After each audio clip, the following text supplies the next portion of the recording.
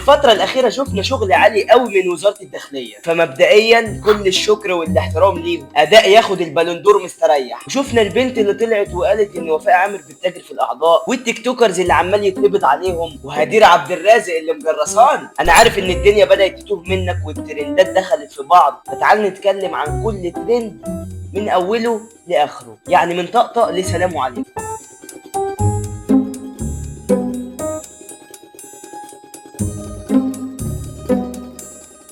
الفيديو ده من كتابة منة الله ياسر، ما عدا الجزء بتاع هدير انا اللي كاتبه. هي ما كانتش موافقة اصلا واعترضت ان احنا نضيف الجزء ده، بس يعني احنا كلاب ترندات، فنبدأ بحوار هدير عشان نخلص منه بسرعة. هدير عبد الرازق دي تيك توكر معروف انها بتعمل فيديوهات زي الزفت على التيك توك، وبتطلع لايفات كلها مثيره للجدل. دي مش اول مره ينتشر لها فيديو بالطريقه دي، كان لها مره سابقه قبل كده، بس الفيديو الاولاني المختلف فيه ان هو ما كانش ظاهر الجاني، كان ظاهر المجني عليها بس، وكان فيديو مجرد ثواني. المره دي بيقولوا معدي 8 دقايق، استغفر الله العظيم. وتورط معاها في الفيديو ده بلوجر اسمه محمد اوتاكا، وهو محبوس اصلا. تخيلوا يعني، تتخيل تتحبس وتتفضح، انت عملت ايه في دنيتك يا ابني؟ فالاستاذه هدير في الفيديو الاولاني قالت ده جوزي وان احنا متجوزين عرفي. المره دي هم لو متجوزين ولا حاجه. فالفيديو طبعا انتشر بطريقه غير معروفه لحد دلوقتي، مش عارفين مين مصدر النشر، مين اللي سرب الفيديو ده مش عارفين، هل هو اوتاكا نفسه يعني عشان اتحبس وخلاص مش بايع الدنيا، فقال لك بقى البنت اتخلت عني لما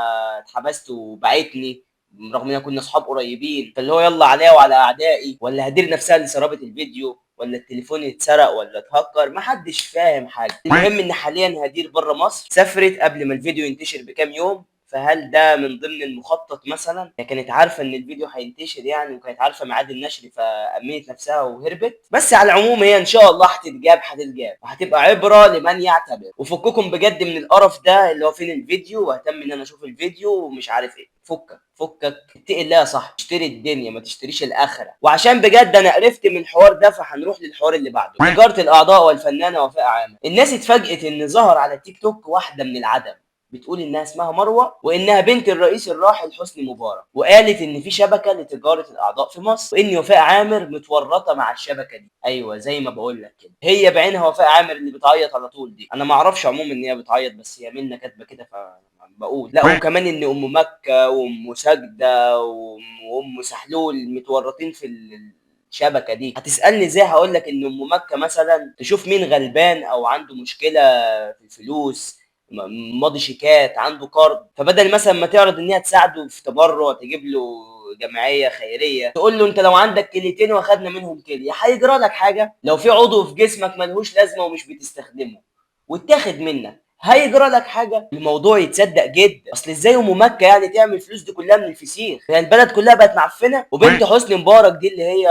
مروه قالت النقطه دي، وبنت الريس ما سكتتش على كده، دي قالت ان ابراهيم شيكا لاعب الكره اللي توفى من فتره بسبب مرض السرطان، ربنا يحفظنا، ما ماتش بسبب السرطان، لا ده اللي حصل انه باع كليته، فبعدها الحاله بتاعته اتدهورت. والدليل على ده ان وفاء عامر كانت متواجده معاه هو ومراته في الفتره الاخيره يعني قبل ما يتوفى. مش عارف ليه الموضوع ده يعني يتصدق. اصل من غير اي حاجه، انا لما شفت وفاء عامر في العزا وعماله بتحضن في مرات ابراهيم شيكا، انا قلت ايه العلاقه يعني؟ مش خالتها؟ لا. جوز خالها؟ لا. ما هي بتعمل معاهم ايه؟ اللي هو ممثله كبيره ومشهوره، ايه علاقتها بابراهيم شيكا؟ مش فاهم. والفكره ان عمليه نقل الاعضاء دي مش سهله، لازم يكون في تحاليل كتيره قوي قبل العمليه، وان الاثنين المستخدمين اللي هياخدوا منه العضو واللي هيحطوا فيه العضو لازم يبقوا جنب بعض في نفس الوقت، فالموضوع خطر. بس لو هنتكلم جد شويه، موضوع تجاره الاعضاء ده ناتج عن مافيا عالميه على مستوى العالم، مش بس من مصر. ده اغنى اغنياء العالم تجارتهم وفلوسهم عن طريق تجاره الاعضاء. لو سالت مثلا مين اكتر دوله مشهوره بالكلام ده، هقول لك الصين. ايوه، ما اكتفوش بالكورونا واكل الصراصير والقرف، لا ده كمان دول اعلى نسبه في تجاره الاعضاء، مش عارف بياكلوها ولا ايه. الموضوع كبير قوي، واتعرف سنه 2001 يعني من 24 سنه، لما دكتور جلديه عسكري في مستشفى في الصين هرب على امريكا وطلب اللجوء السياسي. ليه بقى؟ لان الباشا فضحهم وقال على الطريقه اللي الجيش الصيني بيعمل بيها مصايب سود. الصين بيسرقوا اعضاء المسجونين بعد ما ينفذوا فيهم حكم الاعدام مباشره. الشخص بعد ما يموت بيكون اعضائه لسه شغاله، فينفع تتاخد عادي وتستخدم تاني، فهم بعد ما يعدموا الناس ياخدوا منها كل حاجه. والناس اللي اتفرجت على سكويد جيم شافت الحوار ده. نيجي بقى للجن الجزم اللي ما يتسموا، اللي مش هقول اسمهم عشان الفيديو ما يتحظرش وصول زي الفيديو اللي فات كده. المهم ولاد الكلب دول سمسرة اعضاء على ابوه. طب تفتكر بقى الماتيريال بتاعهم منين؟ ايوه زي ما جه في بالك كده، بياخدوا الفلسطينيين الشهداء بعد ما يصفوهم على طول وينقلوهم لمكان مخصص ياخدوا منهم كل الاعضاء. ربنا ينتقم منكم. نرجع بقى لمصر. يجي السمسار في المناطق الشعبيه الفقيره اللي الناس فيها محتاجه واللي عليه ديون، ويفضل يقنعهم انهم يبيعوا اعضاء عشان حياتهم تتحسن، ويروح للواحد ويقول له اصل انت عندك كليتين،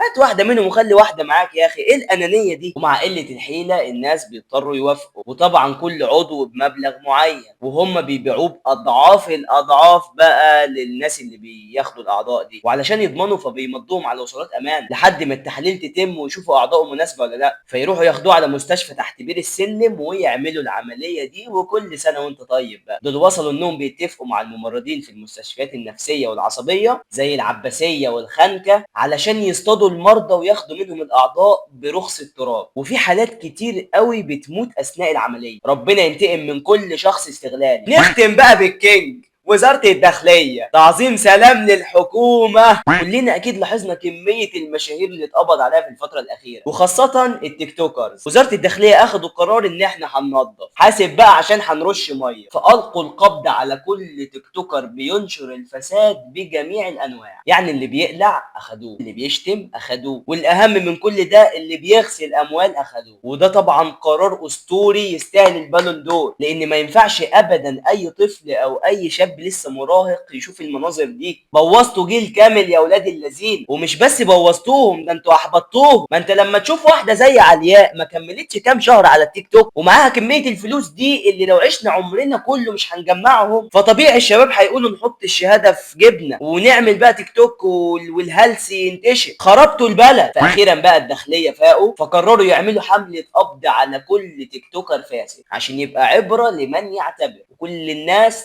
تلم نفسها وتخلي عندها دم، لان كله بيتجاب من على جنب. نص التيك توكرز راحوا الحج دلوقتي واللي بقى يقرا قران في اللايفات. طب الكلام ده كان فين من بدري؟ وكمان نكتشف ان الهدايا اللي بيتبعتها لهم في اللايفات دي والفلوس طلعت بطريقه غير شرعيه. اصل كانت حاجه غريبه قوي كميه الفلوس والهدايا دي اللي بتتبعت للتيك توكرز ليه. يعني مش فاهم، هل الناس بقت فاضيه للدرجه دي؟ فطلع ان بيكون في اتفاق بينهم وبين الداعمين يستلموا الفلوس في اللايفات والتحديات وهيلا بيلا، وفي الاخر ياخدوا مجرد نسبه بسيطه منهم ويرجعوا الباقي. يرجعوها لمين؟ لاصحابهم اللي بالطريقه دي غسلوا الاموال. ده احنا طلعنا عايشين في زمن اخبر. في نهايه الفيديو حابب اقدم شكر كبير للمجهودات الواضحه من وزاره الداخليه، ونصيحه لاي شاب او اي بنت: طول ما الفلوس بتيجي بالساهل فهي هتروح بالساهل، وعمر ما ربنا هيبارك لك فيها، وعمرك ما هتكون انسان محترم قدام نفسك وقدام الناس. انت ممكن بالطرق دي تكسب الدنيا بس هتخسر اخرتك اللي باقيه. وبكده نكون وصلنا لنهايه فيديو النهارده. اتمنى ان كنت ضيف خفيف لذيذ عليكم في يومكم. فعشان تشوفوا فيديوهات من دي كتير اشتركوا في القناه وفعلوا زر الجرس عشان يوصلكم تنبيه بكل الفيديوهات، وادخلوا شوفوا الفيديوهات القديمه. ويا ريت يا جماعه تشيروا الفيديو ده في كل مكان يعني بليز. وكان معكم حموكشه واشوفكم في فيديو جديد.